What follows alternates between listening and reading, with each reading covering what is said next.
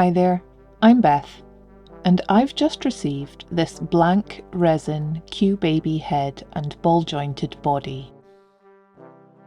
The QBABY head comes with eyes, though I plan to make my own for it, and also eyelids. They fit into sockets above the eye holes on the inside of the head. The body is pretty nice and posable, and comes with alternate hands too. I'm going to be customizing this doll for myself, and when I showed it to my daughter, she said, "Aw, it's such a cute bean." I thought that sounded so cute, I decided to keep the name. I also decided to make this a boy doll, my first proper boy doll, Bean. I started by making him a wig, gluing real sheep locks onto a glued wig cap.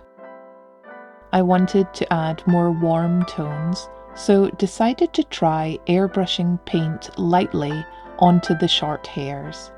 I think it turned out great.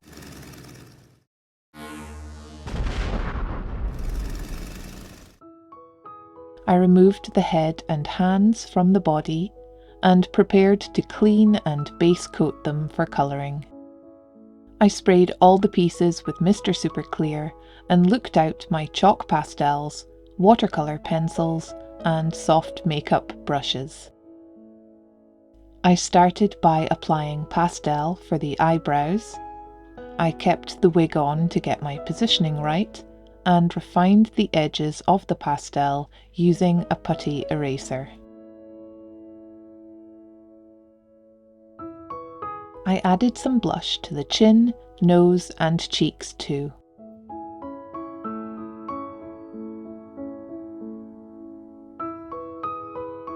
I also started colouring the hands and eyelids and areas of the body. I spray everything with Mr. Super Clear in between layers of colour and add slightly different colours to build some depth. I grab my watercolour pencils and with a sharp tip, start to add detail to the eyebrows. I build these up over a few separate layers as well.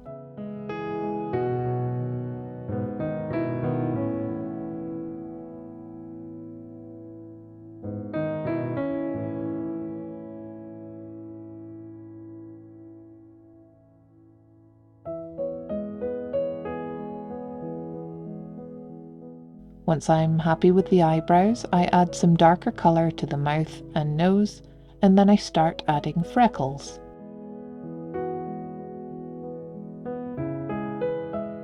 I kind of used a combination of the watercolour pencils and sometimes water to make the freckles look varied. Touching the pencil with water kind of melts it into paint.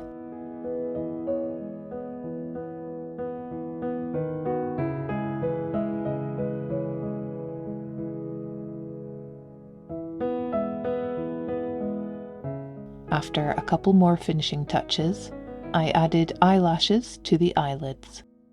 I could then put his head, wig and hands back on.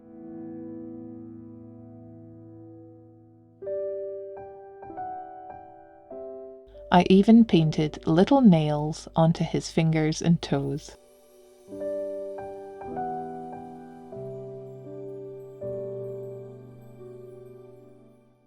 Now it's time to make a pair of eyes for him.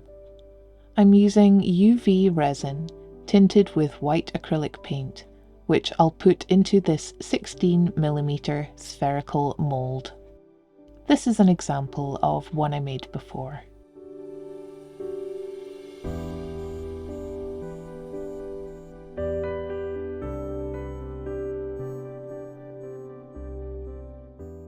Oh, it's so fun and satisfying to pop these out of the mould.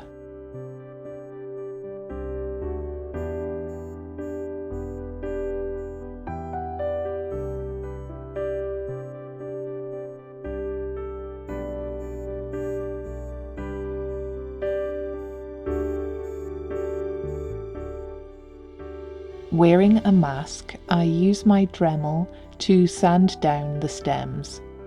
I'm careful to keep them even and can now use acrylic paint pens to colour them in. I build them up in layers until I have 2 dark brown irises. I can then add clear resin to them both to finish them. I think they look really good, and they're fully spherical because QBABY also comes with these eye cradles. The eyes pop inside and then fit into the head sockets. Using fingers, or even better, blue tack or cooled hot glue on a stick, you can then position the eyes individually. I love being able to do this. My husband Craig has 3D printed me a froggy chair from Animal Crossing, which I decided would suit Bean, so I got it painted up. He loves it, and this rubber duck, which I also gave him. He's got some new boots, and here's his painted backplate.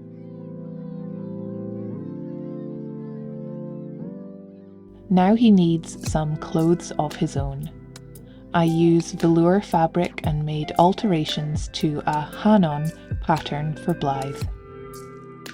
His body is a little shorter and wider in some places than Blythe, but I managed to make him a waistcoat and trousers to start with. All his pockets are functional and just needs buttons on the waistcoat and a snap on his trousers.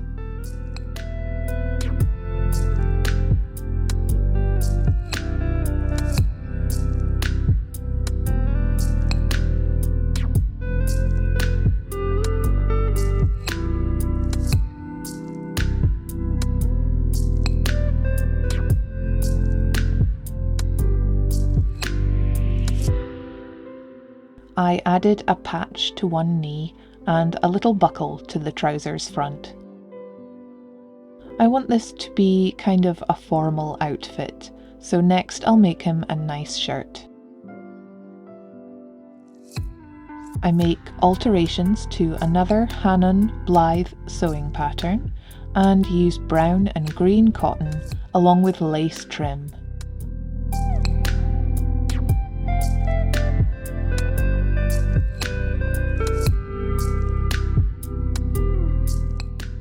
It fits him really well and I think looks really warm and autumnal.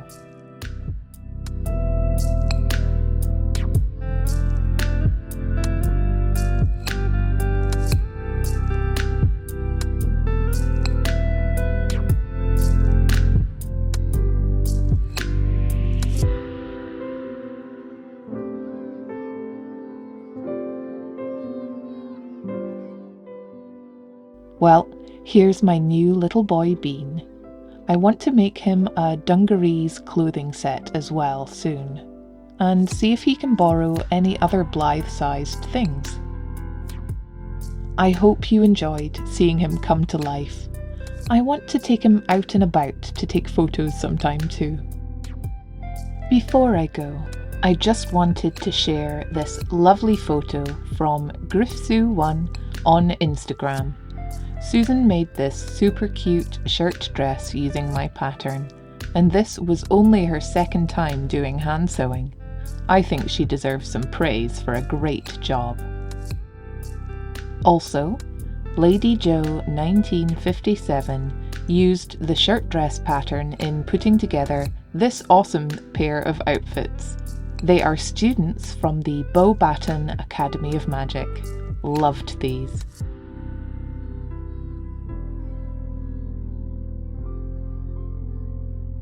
Please leave a like and comment if you've enjoyed this and let me know what you think. Thanks for watching, and I'll see you again soon. Bye!